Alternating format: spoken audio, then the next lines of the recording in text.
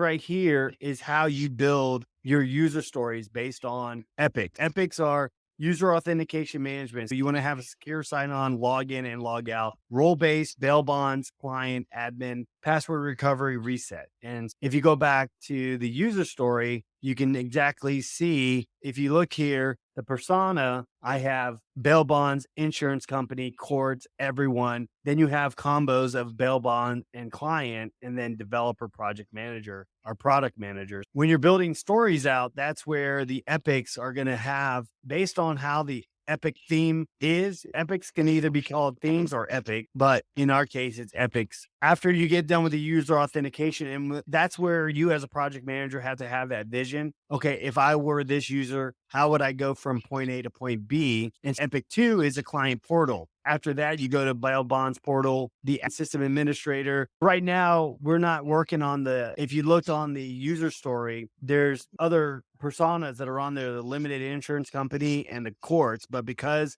for the client's sake of the house, we're only doing the website. We're only doing just the bail bond and the client because the product sponsor for this app, he just wants a website that can do documentation that's secure and then messaging and then business transactions. What we're providing is AWS, which is Amazon Web Services for a secure cloud with a Stripe API, which is a payment gateway. And then from there, it's just the website.